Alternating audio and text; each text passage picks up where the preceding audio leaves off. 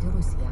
Krašto apsaugos ministras Juozas Olekas žinių radijui sakė, kad batalionai Baltijos šalyse turėtų būti dislokuoti kitų metų pradžioje.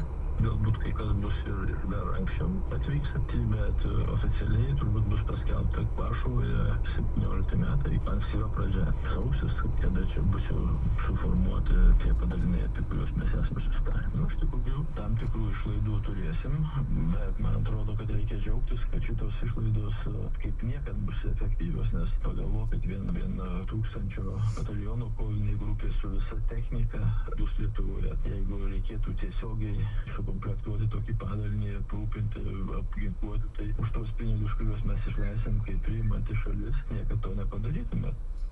Interviu žinių radijui šįryt